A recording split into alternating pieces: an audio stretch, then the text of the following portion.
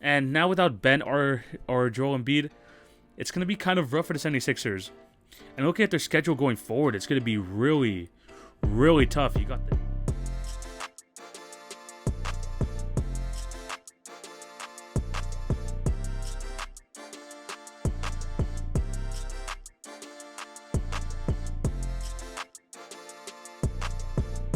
Hello and welcome to the Tuesday, November 9th edition of the TV and Basketball Podcast with your host, TV. Hope you're having a fantastic day and thank you for clicking on to watch or listen to today's episode.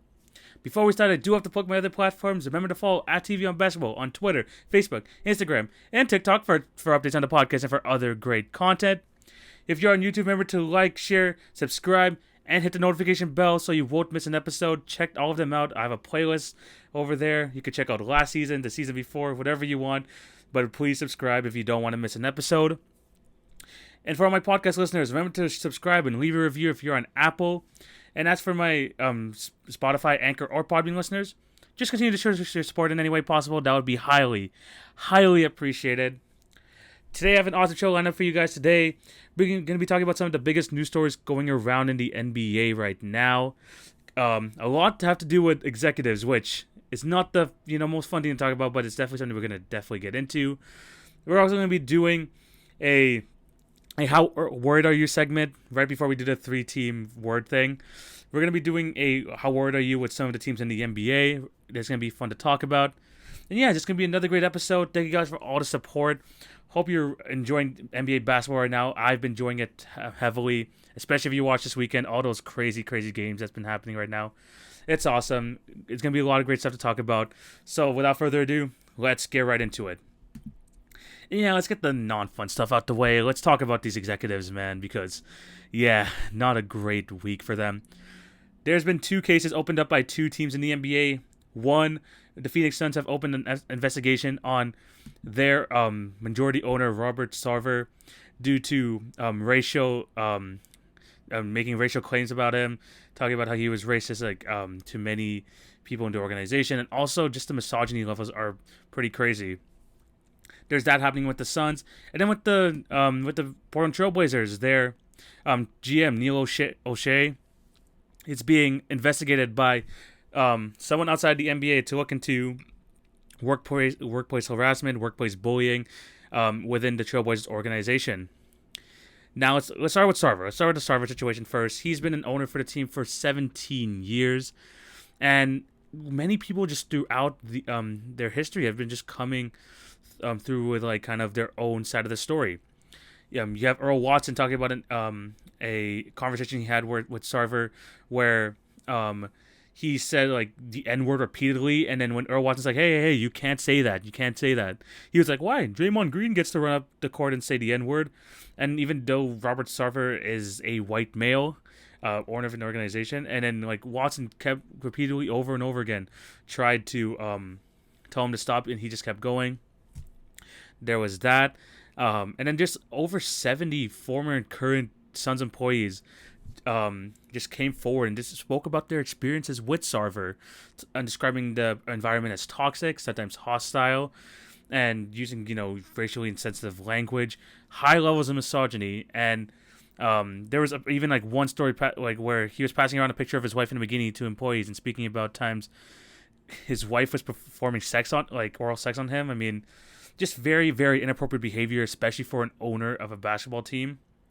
And even other owners. I mean, this is, what's bad when other owners are even speaking up on this, saying the level of misogyny and racism is beyond the pale. This is a Suns owner said about Sarver. And it says it's embarrassing as an owner. Even a former Suns executive who said, there's literally nothing you could tell me about him from a misogynistic or race standpoint that would surprise me. Yeah, it's looking pretty rough for the Suns. And what's unfortunate here is that they're finally turning it around. Obviously, before last year, the last 11 years, they didn't even make the playoffs. So the fact that they got back into the playoffs and made it all the way to the finals, and this stuff was just kind of brewing behind the scenes, is highly, highly unfortunate. Obviously, sounds like a horrible place to be working under, especially that type of owner, really, really bad. And you got to feel for the Suns organization, man. They're launching a full-grown investigation.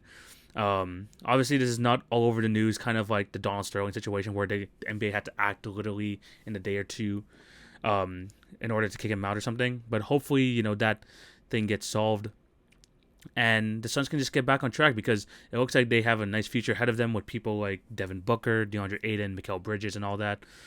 Obviously, Chris Paul's on the team. They're gonna have a nice young future. But with this guy running the team, they're gonna have to get rid of him quickly.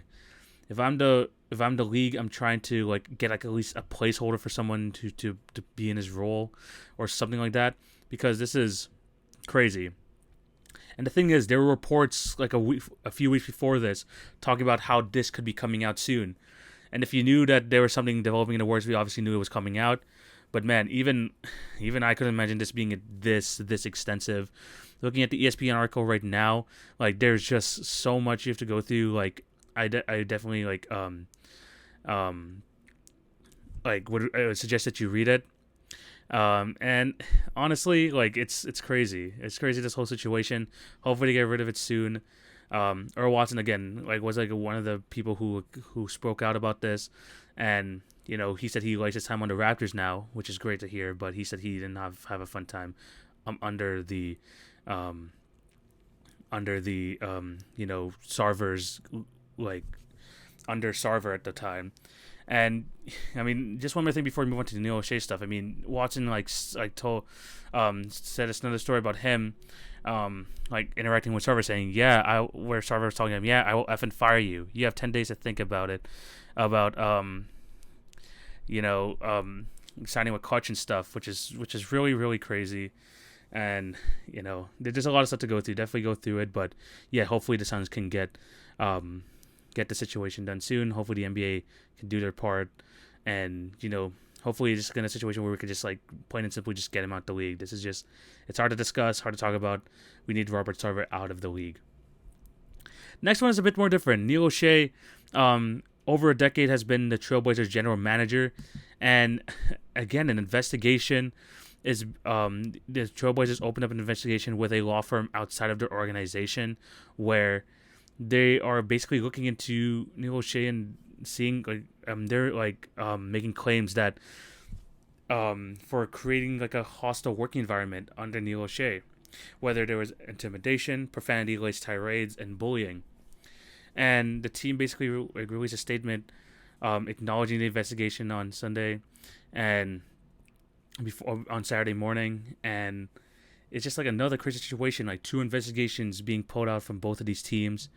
O'Shea said in a statement that yes, one of the biggest things he does have to work on is his anger issues, but when you have a full-blown investigation like this, if people who decide to make the claim are comfortable with bringing in an entirely new law firm, going to a full investigation, they have some evidence to prove that Neil O'Shea is exhibiting his behavior. I mean, this is his 10th season running the Trailblazers now. There's probably a lot of examples, a lot of proof behind that. So yeah, just crazy week for both these organizations. Hopefully more information comes up about the Neil O'Shea stuff. In terms of the Sarver, plain and simple, hopefully they get enough information so they can kick him out the league. And one last point before we move on to actual basketball talk, I just have to say, poor CP3, man. Poor CP3. He had to deal with the whole Donald Sterling situation back with the Clippers. And that, of course, took a toll on the Clippers. If you haven't seen that docuseries from last year, I don't know if it's still available because I don't even know if that streaming platform still exists. But definitely go check that out. That was a really good watch. Even check out my my podcast I did over the pandemic. I reviewed that whole situation. You should definitely go check it out. But yeah, he's 2 situations now. One with the Clippers, now with the Suns. Unfortunate for him, but hopefully things again can make a swift change right away. But let's stop talking about executives. Executives are boring. It was just hard enough to talk about that situation. Let's talk about some actual basketball. And we're going to talk about, honestly, 2 of the hottest teams right now in the NBA. 2 of maybe the 3. I'm not going to be talking about one team because I've been talking about them a lot this year. But I'm going to be talking about, a couple teams here. I start with the 76ers. let's talk about the 76ers here. I want to talk about them just because they've been playing amazing. They've been playing absolutely amazing. They're 8-2 right now, best record in the East. And although they're playing absolutely fantastic, number one in offense, which is crazy. Right now, they're getting a lot of contributions from different players. Maxey with 14 a game, and Embiid not even having a great season, averaging 22. They're getting from Tobias Harris, who hasn't played a lot this year. Korkmaz averaging 12. Niang averaging 11. Just getting a lot of contributions from everyone. You have a total of 8 guys in their lineup averaging, 7 guys in their lineup averaging over 10 points a game. They're playing absolutely fantastic, but let's talk about the 76ers, and mostly for the fact that, one, they're in talks with the Boston Celtics of maybe trying to trade Ben Simmons. Maybe this could be over soon. But they want Jaylen Brown in return, and I'm just like, oh, guys. You got to pull back your expectations. Jaylen Brown is a phenomenal basketball player. He's coming off the best year of his season, of his career. He's having another good season this year. Maybe the Celtics want to switch things up. Maybe they want to have a defensive anchor in their team, but do they really think they can get Jaylen Brown? Maybe. I mean, I'm not in, I don't know what the behind the scenes stuff is happening within both these teams. But if a lot of teams weren't going to accept a lot of the other offers that the 76ers were asking for Simmons, so I mean, getting Jaylen Brown would obviously be a massive plus for that team. But still, man, they're asking for way too much. I don't know if this is actually going to happen. I don't want to really talk about Ben Simmons much more because he hasn't even been on the court, and the 76ers are still playing absolutely fantastic. But in terms of this deal, the Celtics do need to make a change. I really do think so. And bringing Ben Simmons in principle, sounds like a good idea. I don't think it should be at the expense of Jaylen Brown, though. I really don't think it should be at his expense. I don't know. I just the 76ers 100% would do it on a heartbeat. I truly believe that. But if the Celtics are going to do that, I think a lot of their fans would be pissed. But in principle, it looks like a good lineup if they do make the swap. But I don't know. I'm not feeling this trade. I think the Celtics would be a lot more hesitant. But like I said, I don't know what's going on behind the scenes. Maybe they do look at Ben Simmons and be like, this guy has shown that he could be an all-defensive player. He could be a great point guard, great lead ball handler. He can work on this team. And maybe it could be at the expense of Jaylen Brown. I don't know. But I think if Jaylen Brown goes to 76ers, that is a massive win for them. That is. On the Celtics, on the other hand, it's going to be a lot iffier. It looks like it can work, but I still wouldn't be 100% bought in. And other news from the 76ers camp, Joel Embiid is going to miss at the least 10 games due to health and safety protocols. As I'm recording this on the Monday, it was reported this morning he's going to miss 10 days. It's rough because firstly Embiid hasn't been really playing at his best this year. We were hoping that he can get back into his rhythm soon. And now without Ben or Joel Embiid, it's going to be kind of rough for the 76ers. And looking at their schedule going forward, it's going to be really tough. You got the Knicks tonight or last night, whenever you're listening to this. The Bucks, the Raptors, the Pacers, the Jazz, the Nuggets, the Blazers. I can keep going. I mean, this is going to be a tough stretch for them. And for maybe 4 of those games, 5 or 6 of those games, you're not going to have Joel Embiid. Extremely rough for the 76ers. I think they're playing fantastic, and just the way that everyone's contributing in absence of Simmons has been great. The passing has looked fantastic. The defense has not been the best. I'll say that. They're kind of middle of the pack, but they're getting wins. They have the best record in the East. They look good. Good for them. Hopefully they can overcome this Joel Embiid health and safety protocol thing. And if they can able to get Jaylen Brown, good for them. Well, let's see what's going to happen over the next week or so. Now let's talk about 2 more teams that have been absolutely fantastic to start off the year. Let's talk about the Warriors first. I do want to talk about the Golden State Warriors, and I just want to talk about just how happy I am watching them. They still don't have Clay yet. They don't have James Wiseman back from injury yet. But looking at this team right now, they are playing at a ridiculous high level. 8-1 in the season right now. Steph Curry doing Steph Curry type things. I don't even think he's played his best basketball yet, even though averaging 25, 6, and 6. Still only 42% from the field, only 37% from 3. He's definitely going to improve on that as the season goes on. But every week, you probably hear it everywhere when people talk about the Warriors. Their supporting cast is legit. Their supporting cast is absolutely legit. You got Wiggins averaging 16 points a game, Damian Lee averaging 12, getting good contributions on nights like from Otto Porter, Iguodala, Bielitsa, JTA. Obviously, the rise of Gary Payton II. I want to talk about him a bit later. And of course, the main man that everyone is everyone's like darling right now, Jordan Poole. Rough start to the season. Scoring 9 points against Memphis, 10 points against OKC. But over the last 3 games, in the last game, 25 points. The game before that, 26, and then 31 against the Charlotte Hornets. He's picking it up, and he is the one who's kind of leading the way. I'm not going to say offensively because Steph is still that guy, but he's leading them in points. He's giving them a lot of just scoring punch. And Steph doesn't have to be like that 32-point per game world beater for them to even get a win compared to last year. In those 3 games that Jordan Poole has gone off, Steph has gone 20 points, 19 points, 15 points. Not great numbers, but they're still able to pull out the wins because Jordan Poole is playing fantastic. And along with Jordan Poole, I said I was going to talk about it earlier. Gary Payton II has been an absolutely amazing gem that they got off their bench who just plays defense hard every single possession. And what's crazy about him is that this guy they don't, even though he's a short guy, even though he's a guard, they don't use him as in a guard position. They basically use him as a pick and roll guy. He's like as the roller. Like there have been several plays where they threw the lob up to Gary Payton Jr. and he rolls up to get it. He tries to finish through traffic. They've been getting great production out of him as well. And plus the guys I mentioned before, Draymond still being that defensive anchor on for the Warriors as he is every year. Just up and down the roster, it feels like this team has been playing with each other for like years now, which is absolutely crazy. But they just look amazing. And then the stats have to back it up, man. And the stats do back it up. Number 1 in field goals made, 4th in 3-point percentage. You got 3rd in field goal percentage, 2nd in rebounds, which honestly is surprising to me. They're number 1 in assists, top 5 in steals.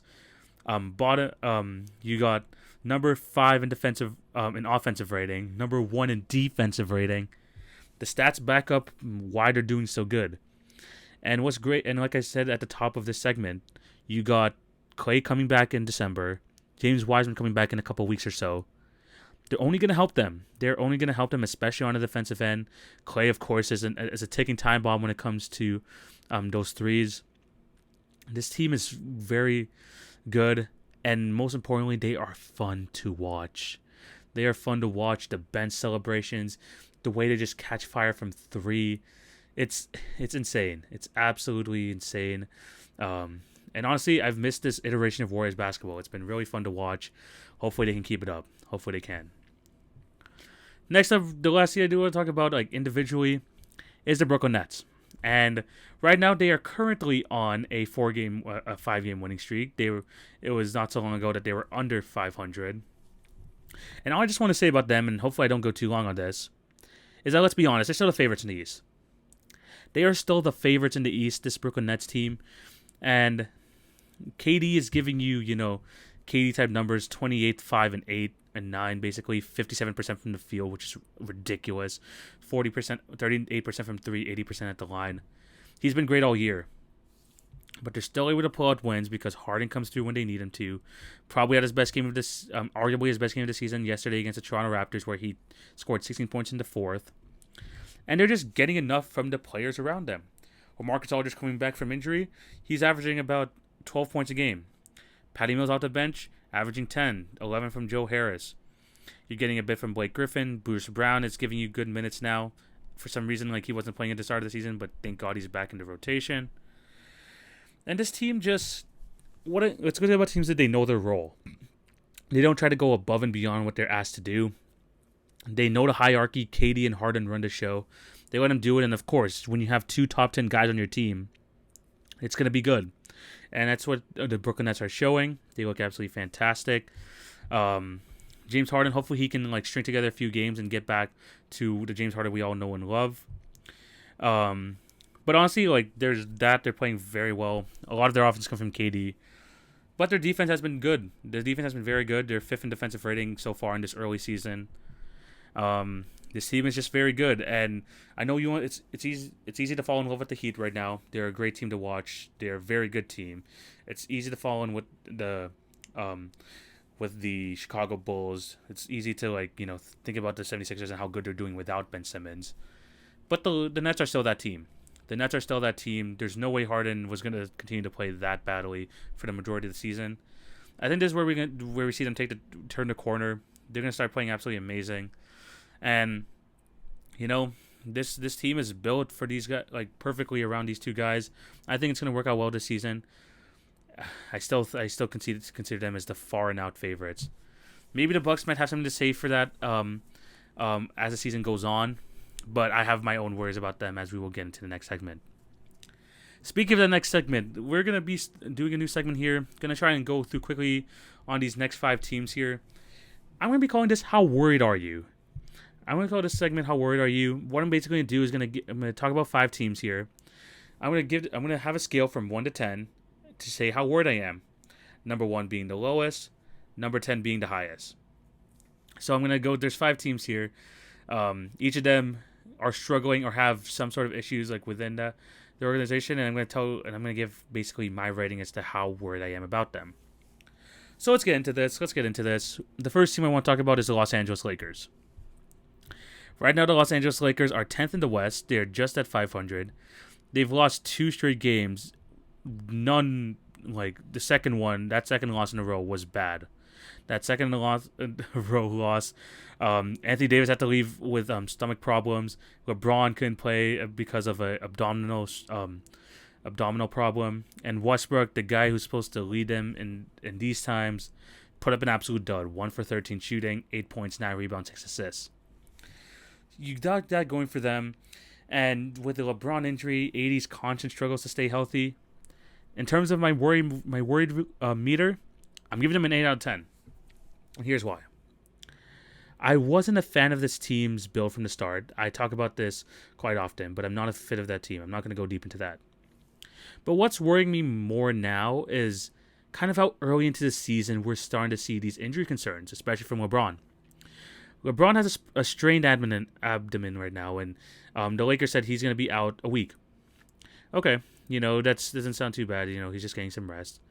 But when you hear from other doctors, at least like NBA doctors, even like former like Lakers / Cavs trainers, when they talk about this injury, it's like, I don't know why they're saying a week. This could like stretch to 4 to 6 weeks.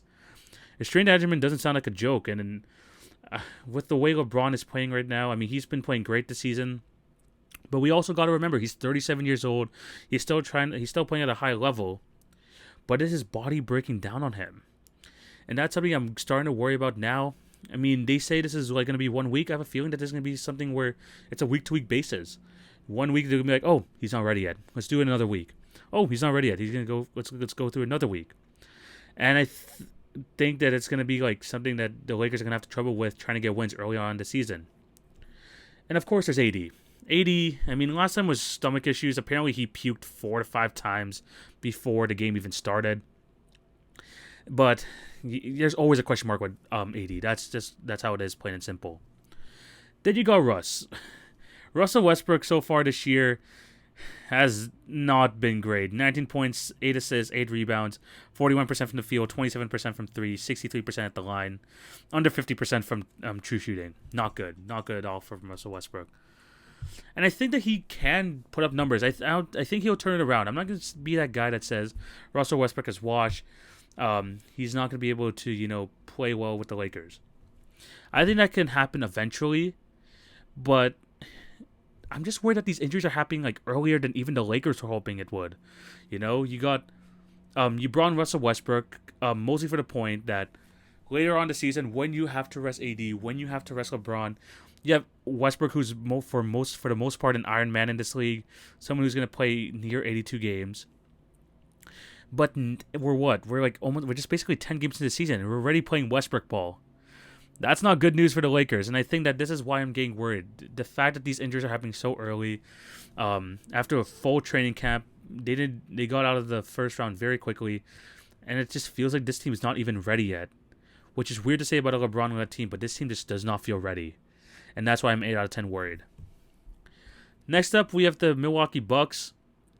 They're still dealing with some injuries. Luckily, Drew Holiday came back from injury.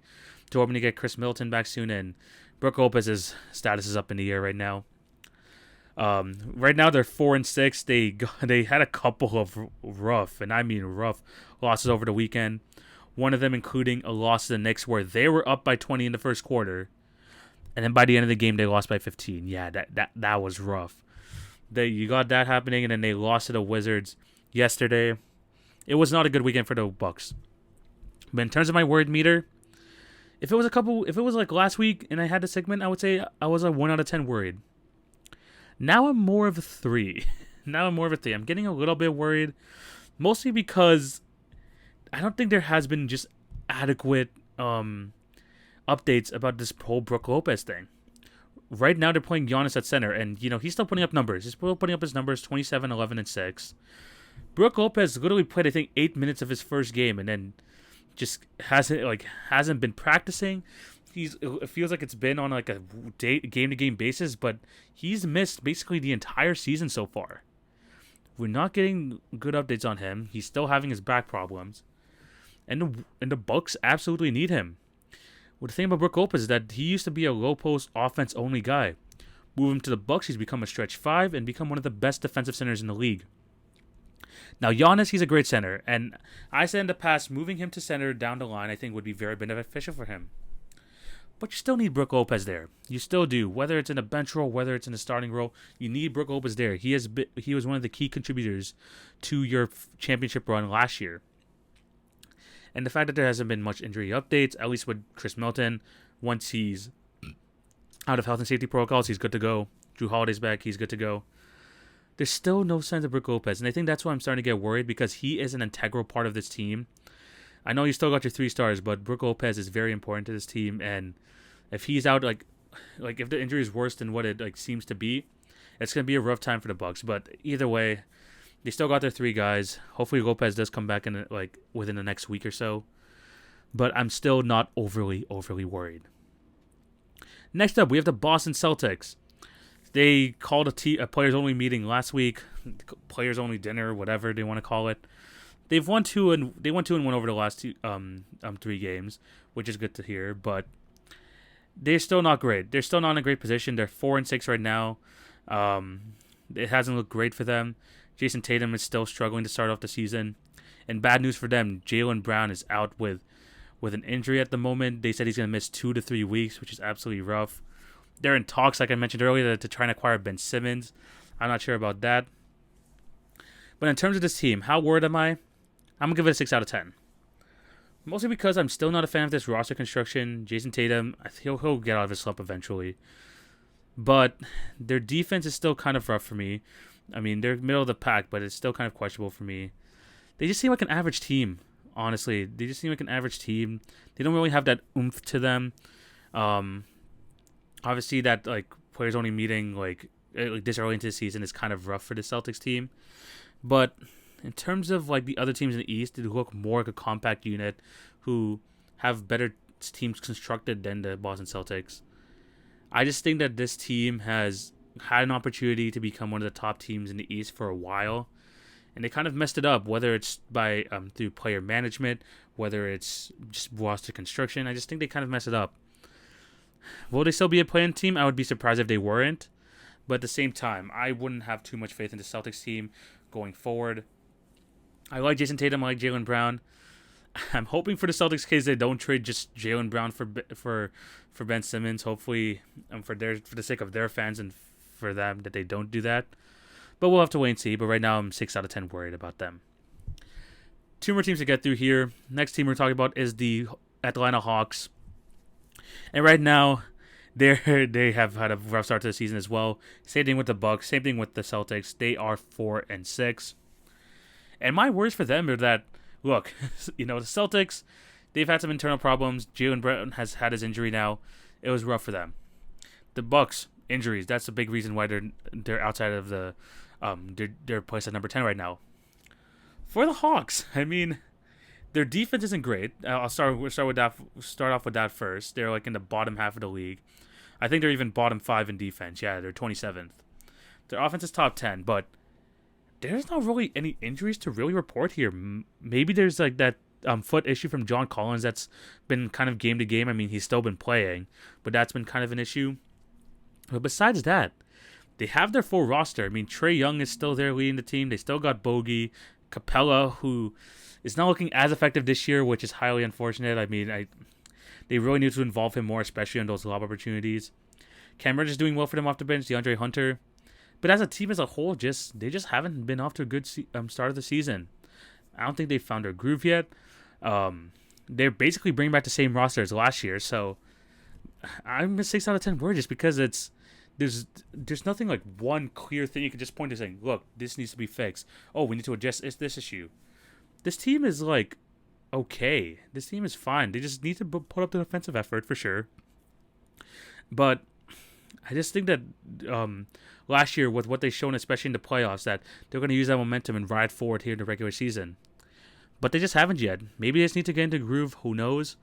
But just a disappointing start to them. And I know Trae Young said early in the season that he's bored of the regular season. He just wants to get to the playoffs.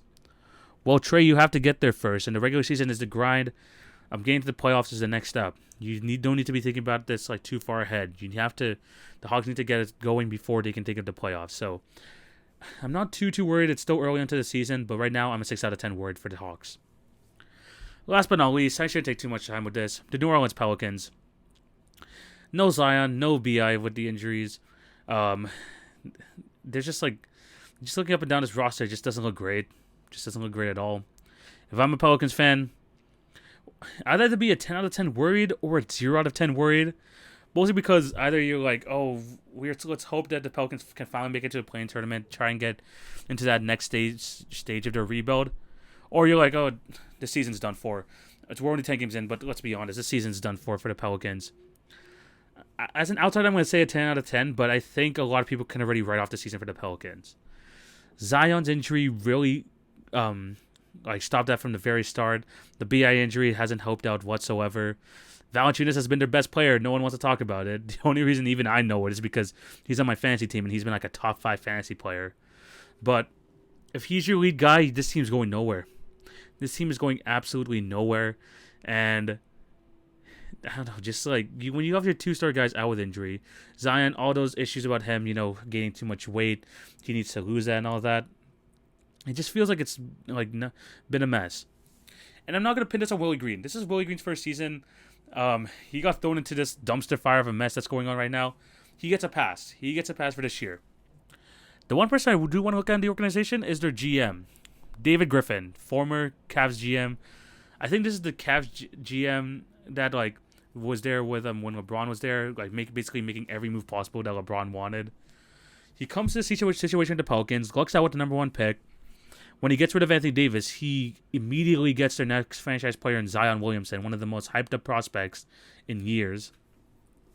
And so far, there hasn't been much good coming out of it. Sure, Zion looks like a beast. Sure, Brandon Ingram has been great the last few years, one most improved as well. But the Pelicans have gone nowhere. I didn't like his moves. Not re-signing Lonzo Ball, bringing just Devontae Graham instead. Just certain trades here and there. I'm just like, I don't think he's done well with this Pelicans team, who's talented, very, very talented. I just did roster management and all that. I don't think he's done a great job. I'm a 10 out of 10 right now for worried. Some people might say 0 out of 10 just because people just don't care about the Pelicans. They're just calling the season a wrap already. But it's been looking really, really bad for the Pelicans to start the season off with. But yeah, those are the 5 teams I want to discuss. Let me know down below. How worried are you about these teams? Am I overreacting? Am I underreacting? Let me know down in the comment section below. Let's end off this episode with the 3-word game where we go through each NBA team and just talk a quick snippet about them. Make sure I talk about all the NBA teams on this podcast. Try not to go not try to go too deep. Where are we right now? We're 34 minutes into the podcast. We'll be good. Let's get right into it. First up, let's start with the Western Conference. Golden State Warriors. They're just playing fun basketball. I said 3-word game. Jordan Poole. I don't know if you want to say MIP one word. MIP, I guess. Jordan Poole, MIP. He's been playing good. This team is fun to watch. It's just great to see some good Warriors basketball. Hopefully, Clay and James Wiseman come back soon. Jazz. Gobert is underrated. They're 7-3 right now. I know they're on a 2-game losing streak. That was a fantastic game over the weekend against the Heat. That was almost a sick comeback by them. But they did lose to the Magic, which is rough. But I just want to say about Rudy Gobert, I know people like to hate on him a lot, especially from what he did in the playoffs last year. But he's still one of the best defenders in the league. He's probably leading in defensive player of the year voting once again. He's just fantastic. He's super underrated. Dallas, somehow they're the third seed right now. They're 6-3. All I gotta say is, Luka Magic, baby. Luka Doncic over the weekend hit a step back 3 over 3 guys against the Celtics at the buzzer to win the game. This team has not looked great to start the season, but they're 6-3. Results are the only thing that matter here.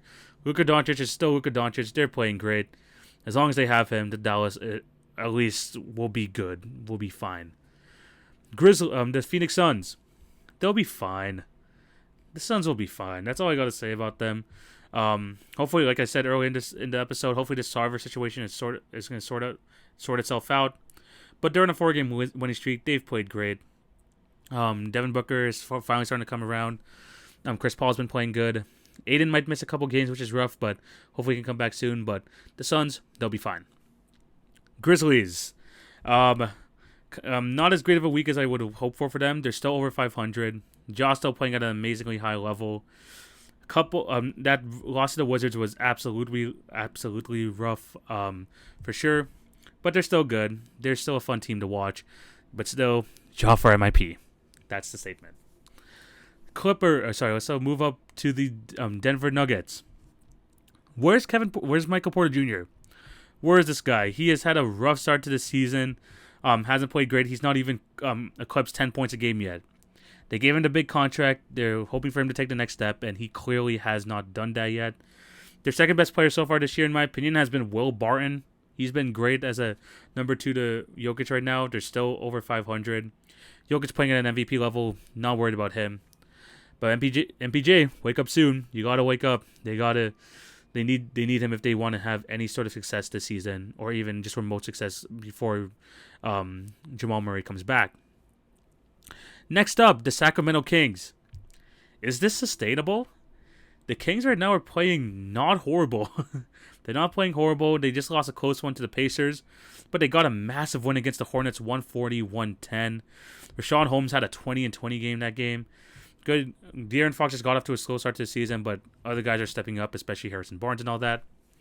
Is this sustainable? Probably not. I think that they're an okay team, and they have an okay record. Blazers. Dame time incoming.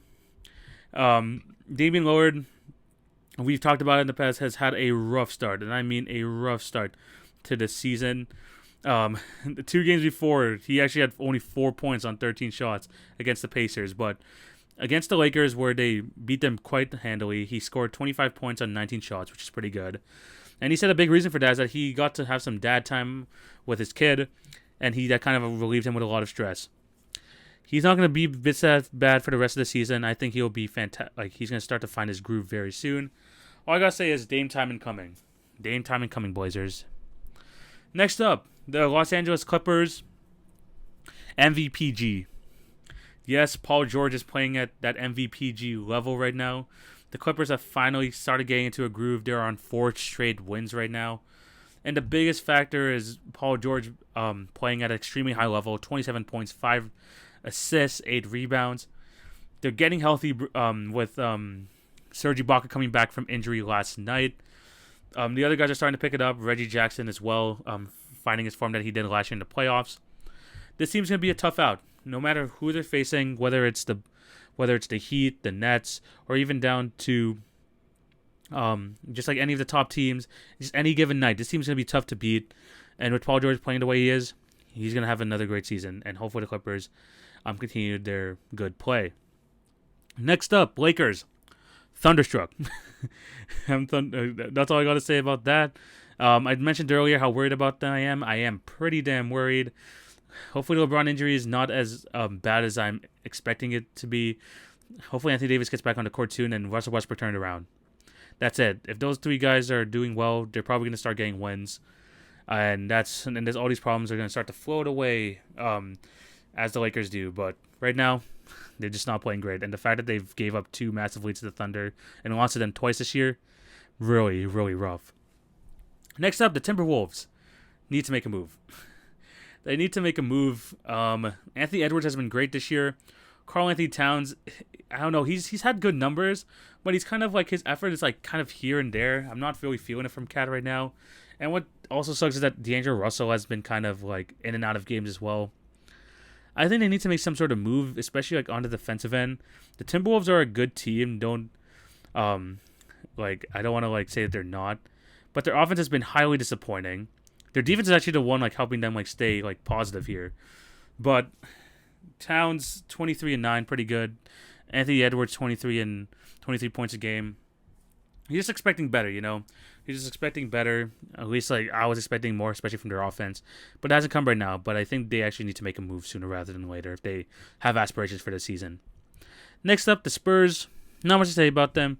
They're like the Clippers. They're just gonna be like in it every game. It's not gonna be like a walk through the park if you're any team facing against the Spurs team. Well coached with Greg Popovich. Getting some great contributions from DeJounte Murray, who's had a phenomenal year so far. 17 points a game, 8 rebounds, 8 assists. They got some guys giving them like solid production. This team is just a gritty team. OKC SGA for All Star. I know the Thunder have been playing bad, but SGA has had a great start to the year, averaging 22 points a game, 4 rebounds, 5 rebounds, 4 assists. Very rough early on, but he's starting to turn it around. He looks great. Hopefully, I actually want him to get at least some sort of All-Star voting. Rockets, they got some future studs on that team. Jalen Green has had a rough start to the season, but you could see the potential there. Christian Wood has looked good. Alperen Şengün, in his small minutes, has been doing pretty well. I think you got some nice like potential stars there. Just right through the rebuild. That's it. Pelicans, get Griff out. Said enough of them.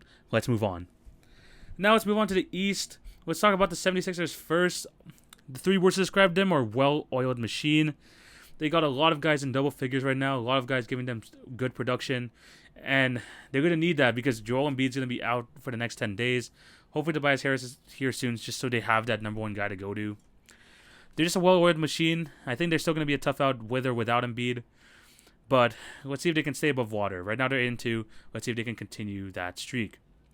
Miami Heat. I haven't said this in a while, but Heat culture, man. The Heat culture is there. You bring in Kyle Lowry, you bring in PJ Tucker, guys who fit that Heat culture or that so-called Heat culture. It just works. It just works. This team is working right now. They are right now 7-2, playing absolutely fantastic. This is a good team, man. This is a good team. I cannot sing their praises any higher. Tyler Hero looks like the 6th man of the year runaway winner right now. He's been great. Let's see if they can continue this streak on this form going forward. Chicago Bulls competing every night. They are a great team. I do think that this team is gonna stay like in that top 6 range the entire season. DeMar has had a fantastic start to the year. LaVine's getting good. The only thing I'm again semi-worried about, and I think I've mentioned this on other podcasts in the past, Vucevic hasn't really found his groove yet. He's averaging 13 and 11. You're hoping to get a bit more from him, but that's about it. The Bulls have been playing well, even though they're on a 2-game losing streak. Brooklyn Nets, still the favorites. They are still the favorites, the Brooklyn Nets. They've been, especially on this 5-game winning streak, they've been absolutely great. You know what you can get from KD. Harden's going to start turning around soon. The supporting cast just needs to continue to hit their own shots, and they'll be fine. Wizards, strength in numbers. This team just knows how to get wins, and it's Bradley Beal's, having a good season, still averaging like 24 points a game so far this year. But game contributions from Montrezl Harrell, Kyle Kuzma, Spencer Dinwiddie, Avdija, Neto. I could keep going on and on. Daniel Gafford. They don't even have Corey Kispert. They don't even have Bertans yet back from injury. And don't even have Thomas Bryant back from injury yet. They're just a deep team. Their strength is in their numbers. They've been good so far this year. The New York Knicks offense stalls. Kemba Walker, in that when he missed that one game for the Knicks, their offense has just not looked great. there's that going on, and their defense hasn't been like up to par compared to last year. That was one of the reasons why they were a top 4 seed last year, is because of how great their defense was. And right now they're in the bottom 5. They really need to pick it up. The offense without Kemba Walker is kind of a bit suspect, but at the same time, I still think the Knicks will be fine. They just need Thibodeau just needs to like get him back, focusing on the defensive end once again. Cavs, low-key turning heads. I could have easily talked about the Cavs because of that Ricky Rubio game last night, 35 points. Evan Mobley playing absolutely fantastic this year. I could have talked about them more, but it's fine. They're playing great. The only bad news for the Cavs is that torn meniscus for Colin Sexton, which is rough for him because this is a contract year for him. He wanted to get the bag, but he hasn't been able to get it yet. And of course, the Cavs, the Sexton backcourt. I don't know how long Sexton's going to be out, but when I hear torn meniscus, I automatically just think out for the season, which is horrible. But you got Ricky Rubio. He's playing great. Maybe he and Garland can work well together. But they're turning heads. They're definitely turning heads right now. The Cavs are one of the low-key more surprising teams this year. Toronto Raptors. Never remove Scottie. And what I mean by that is please do not remove Scottie from the starting lineup. Because with Pascal Siakam being back from injury, there's 2 ways I see the Raptors going about this. 1, Precious moves to the bench, Siakam at center. Or Gary Trent moves to the bench, move everyone down, have either Precious or Kem Birch at the center position, and you'll be fine. Either one of those 2 things. But Scottie has been fantastic. You can't take him out of the starting lineup. He affects both sides of the ball too much for him to be moved to the bench. I'm just a huge fan of him. Hopefully he continue to play very well. Next up, the Hornets. They need to make some sort of change, especially at that big man position. They're getting destroyed on the inside. They're currently on a 4-game losing streak. LaMelo Ball has questioned the rotations at the end of the games as well. But I don't know. It's after a great start for this team. They were like 5-2 at some point. 4-game losing streak. They're 5-6 now. Not great for the Hornets. Milwaukee Bucks, the waiting game. More importantly, waiting for Brook Lopez. Hopefully he can come back soon. I think once he's back and the team's fully healthy, we'll see the Bucks of old. But we are not able to see that because of those early season injuries. But I'm not too worried about the Bucks, like I mentioned earlier. Celtics, they're down bad. They're down bad right now. Luka is treating them like he's sunning them every time he faces them, especially in Dallas. The Jaylen Brown injury sucks. It's not looking good for the Celtics. Yeah, I'm kind of worried about them. But they still got the star power. He just need to get back into his flow, and I think the Celtics will become competitive again, though. Hawks, no excuses. There really isn't. You got the same team as last year. You have the camaraderie. You extended Nate McMillan. You just gotta find yourself offensively again, and also play well defensively because their offense right now isn't like playing as well to the point where they can just carry them to wins. They need to play better on the defensive end as well. Pacers. Turner needs to move. And it's not because of the Pacers. I just want to see him on a better team. I think moving him to like a Mavericks team, moving him to like a Celtics team, I think would be great for him. But he's on like the most average team in the league, and the Pacers. I just want to see him out of there and actually like helping like someone who strives to be a contender. That's all I gotta say. Turner just needs to move. Magic, fun watch. They're a fun watch. This Magic team. They beat the Utah Jazz yesterday. Great win for them. Cole Anthony, fantastic interview after the game, basically just saying facts all the time. That was fantastic. They're a fun team to watch. And, they're going to shock a few teams here and there, but yeah, just continue to tank, Magic, continue to tank. Pistons, no fun zone. They're not a fun team to watch, nor Cade Cunningham has been great this year. Them and the Pelicans, man. It's got a rough start to this year, but at least with the Pistons, they're more expecting of that. The Pelicans, they had playing aspirations, and now it looks like that's already done for. But the Pistons, they're not really that fun to watch. They're not great on either side of the ball. They're bottom 6 in both. It's just not good. Just not good for this Piston team. But yeah, those are the 3-word game. Let me know down below what you guys think about each of these teams. Am I overreacting to any of the stuff I said earlier about the worried stuff? And just give me your thoughts on any of the NBA news that's been going around. But I think this is where we're going to end today's episode. Thank you guys for watching and listening. Remember to show love on all the podcast channels. Like, share, and subscribe if you're on YouTube. And remember to follow @TV on Basketball on Twitter, Facebook, Instagram, and TikTok for updates on the podcast. I'm going to be back again next Tuesday with another episode. So be on the lookout for that. Hopefully we can have a guest on a show for that. And again, just thank you guys for all the support you've been giving me. Hopefully, I'm going to provide more context, content, especially on the Instagram and the and TikTok. Be on the lookout for that. And I'm gonna try again. I say this every time, but I need to be more active on Twitter, and I'll get to that soon. But yeah, thank you guys for all the support. Hope you have a fantastic day. Take it easy, guys. TV signing out. Peace.